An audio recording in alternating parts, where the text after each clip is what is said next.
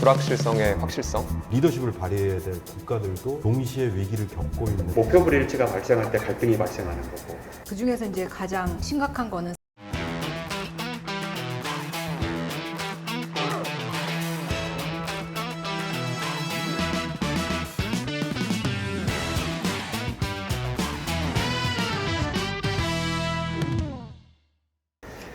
안녕하세요. 서울대학교 행정대학원에 근무하는 최창영입니다. 반갑습니다. 안녕하세요. 저는 한성대학교 사회과학부 김은주라고 합니다. 전략기획실 이동현 실장입니다. 안녕하세요. 카이스트 과학기술정책대학원의 박경렬입니다. 글로벌 복합 위기라고 하는 걸 정의를 하는 게 굉장히 어렵긴 하겠지만 제가 개인적으로 생각하는 정의는 불확실성의 확실성. 불확실한 상황들이 계속 오고 더 자주 오고 하는 것은 정말 확실해지고 있다는 생각이 들고요. 저는 기술 변화도 굉장히 중요한 불확실성의 하나의 부분인 것 같아요. 그래서 크게 한 3가지 정도로 말씀드릴 수 있을 것 같은데, 일단은 기술의 이중성이 있는 것 같습니다. 그러니까 기술은 사회 변화를 긍정적으로 이끌어내는 그런 아주 중요한 동인이기도 하지만 여러 가지 리스크를 내고 있는 또 요인이기 때문에 그렇게 기술의 이중성을 어떻게 극복할 수 있을지가 중요한 문제일 것 같고요. 두 번째는 소위 우리가 페이싱 프로블럼이라고 하는, 한국말로 번역을 하면 따라가지 못하는 문제. 그러니까 기술 변화는 기하급수적으로 이렇게 발전하고 있고 그것에 대응하는 사회적인 규범이나 제도, 법은 선형적으로 발전하거든요. 그래서 이 차이가 굉장히 급격하게 커지는 근본적인 문제가 우리가 주목을 해야 될 것 같고요. 세 번째는 기술도 사실 여러 가지가 있잖아요. 우주라든지 원자력이라든지 이런 분야 같은 경우는 굉장히 빅사이언스이기 때문에 정부가 주도하는 그런 기술 변화거든요. 그래서 어떻게 보면 조금 더 예측이 가능하지만 지금 인공지능이나 챗GPT 같은 경우에는 소위 우리가 일반 목적 기술이기 때문에 일반 사용자들 대상으로 하고 있고 모든 산업에 전반적 영향을 미치고 있기 때문에 변화가 굉장히 빠르고 파급 효과도 굉장히 단시간 내에 일어나고 있어서 이런 기술 변화에 선제적으로 예측하고 대응하기가 굉장히 힘든 상황이 되고 있습니다. 그리고 어떤 연결성이 강화되고 있기 때문에 국가를 넘어서 기술이 사용되고 또 전이되고 또 이전되기 때문에 그런 부분들을 어떻게 그런 규범을 세팅하고 국가 간의 협력 체계를 확보할 수 있을지도 굉장히 중요한 문제라고 생각합니다. 정의 그대로 하나의 위기가 아닌 다중 2개, 3개 이상의 위기들이 서로 결합하면서 또 새로운 위기를 만들어내는 그런 측면에서 과거의 어떤 위기는 소위 말하는 하나의 위기가 또 해결되고 약간의 또 휴지기를 가졌다가 또 다른 위기가 발생한 그런 이제 패턴이 있었다면, 최근의 위기는 말 그대로 예측하기도 힘들고 대응하기도 힘들고 또 사후 수습도 힘들고 그런 측면에서 이제 복합 위기가 발생하고 있다 이렇게 보고 있고, 구체적으로는 저는 한 3가지 정도 생각을 하는데요. 첫 번째는 위기라기보다 하나의 현상인데 디지털 전환, 두 번째는 기업, 그 다음에 국가, 경제활동 등등 모두 포괄하는 ESG 전환. 이건 위기라기보다 또 다른 커다란 패러다임 시프트라고 생각하고 있고, 세 번째 말씀드렸던 기존의 패권고른 미국과 또 부상하고 있는 중국 간의 어떤 패권 경쟁 구도 속에서 발생하는 위기. 그래서 한편으로는 대전환의 시기이기도 하고 그런 전환에 따른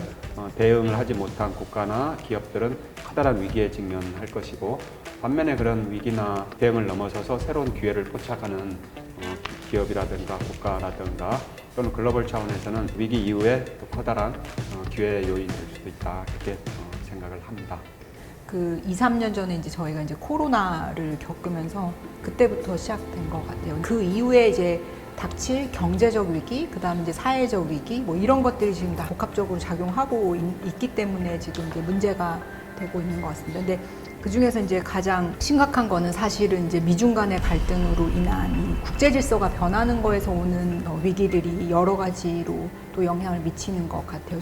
러시아 우크라이나 전쟁이 1년 반 넘게 아직 끝나지 않고 있고, 이게 경제적인 측면에서 계속해서 미중 갈등이 물류상의 위기, 글로벌 밸류체인의 위기로 가서 지금 계속해서 경제에 영향을 미치는 것들이 있어서 그게 사실 지금 심각한 문제라고 생각을 합니다. 글로벌 복합 위기의 또 하나의 이제 주목해야 할 특징은 이게 한 국가의 노력만으로는 절대 해결할 수 없다라는 것 같아요. 그러니까 글로벌 차원에서 같이 노력해야 이 위기를 극복할 수 있다라는 것이 중요한 특징인 것 같습니다. 저희에게 이제 주어지는 과제는 이게 저희 모두가 동시에 이거를 겪고 있다라는 거죠. 옛날엔 우리가 선진국이 해봤으니까 개발 협력을 통해서 협력 국가들 이렇게 도와주겠다, 이게 말이 됐었는데 지금은 이게 모든 게 다 같이 겪고 있는 거라는 점에서 특별히 어려운 것 같습니다. 지금의 복합위기의 양상은 글로벌 위기들을 해결하는 그 리더십을 발휘해야 될 국가들도 동시에 위기를 겪고 있는 위기다.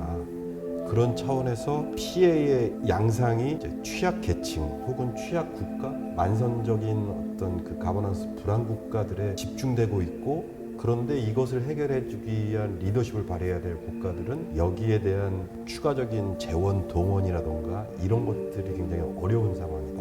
개발 협력도 지정학적 어떤 패권 경쟁 속에서 규범을 설정하는 데에 어려움을 겪지 않을까.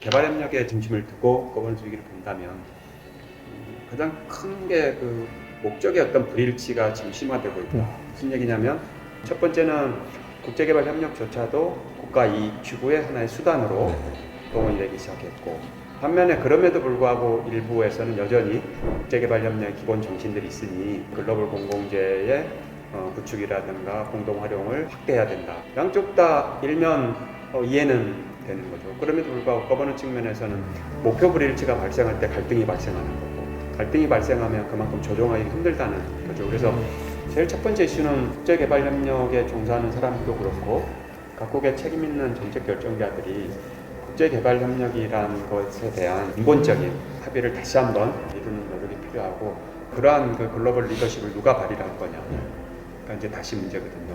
그러면은 저는 우리 한국 특히 이제 코이카의 그 위치나 역할이 되게 중요하다고 보는데, 우리나라 특히 이제 코이카 같은 경우는 수원국에 대한 접근성이 상대적으로 높고 또 친화성도 있기 때문에 그것들을 발휘해서 이런 목표 불일치 상황이 발생할 경우 적극적인 중재자 역할도 할 수 있는 거고, 또 그런 일정 정도 어떤 커미티가 구성이 된다면 구성하기 위한 주도적인 역할을 한국의 코이카가 충분히 할 수 있는 역량은 지금쯤은 갖고 있지 않나 생각을 하고, 그런 면에서 이제 첫 번째는 글로벌 개발 협력의 의제를 지금 SDG가 있긴 있지만 그걸 바탕으로 해서 다른 버전을 미리 지금 준비를 한다든가, 두 번째는 관련된 구체적인 프로젝트나 사업의 우선순위를 다시 한번 검토해보는 글로벌 차원에서 검토해보고, 무엇보다 중요한 게 이제 그런 리더십을 발휘하려면 집행 역량이 필요하다고 보거든요. 코이카는 물론이고 국가적으로 어떤 그 역량을 지금 축적을 해야 되는 건지 저는 그 정도로 보고 싶습니다. 글로벌 거버넌스 위기 이렇게 질문을 바꿔 보면 좀 생각이 풀리는 것 같아요. 교수님 말씀하시는 거 듣다 보니까 21세기 문명선에 지금 전쟁이 1년 반 동안 일어나고 있는데 그냥 방치되어 있는 상황이고, 이걸 어떻게 해결하겠다고 나서는 나라들이 없고, 이런 나라들을 어떻게 이제 지원하겠다라는 그런 지원 전략 자체도 사실 나오지 않는 상황이어서 되게 안타까운 것 같고요. 사실 우리나라는 되게 순진하게 아무런 대응을 취하고 있는 것 같지 않아요. 조금 안타까운 상황인 것 같습니다. 거버넌스 붕괴라고 말씀을 해주셨는데, 저는 개인적으로 판단하면 거버넌스 붕괴라기보다는 거버넌스 충돌이라고 생각을 하고요. 그러니까 그 거버넌스 체계 안에 있었던 사람들한테는 새로운 어떤 거버넌스가 대항하면서 거버넌스가 나오게 되면 그게 어떤 힘을 잃게 되면 거버넌스 붕괴처럼 느껴지겠죠. 그래서 대표적인 게 사실 미중 간의 갈등이고, 자유무역 질서를, 자유의 가치를 이제 함께하는 그런 그룹과 어떤 수정주의 국가들 간의 경쟁, 이런 것들을 볼 수 있을 것 같고요. 사실은 이게 뭐 항상 있었던 일이기 때문에 개발 협력에 적용한다면, 우리가 사실 2000년대 MDG 이후에 OECD가 주도했던 Aid Effectiveness 포럼 있잖아요. 2003년에 로마에서부터 시작해갖고 파리, 가나, 아크라, 2011년 부산에서 끝났는데, 그 뒤에는 GPDC?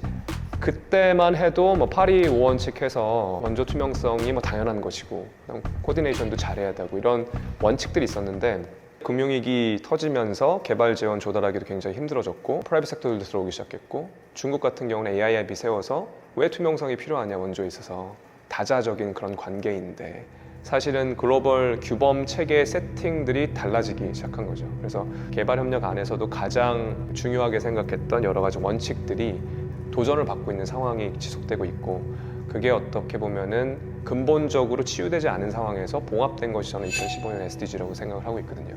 그렇기 때문에 표면적으로는 다 SDG를 지지하고, 규범 세팅 차원에서는 SDG가 강력한 영향력을 발휘하고 있지만, 실제 실무적인 현장에서 개발 협력의 굉장히 다이내믹한 역학관계는 사실은 굉장히 경쟁적인 관계가 아닌가 생각이 들고요.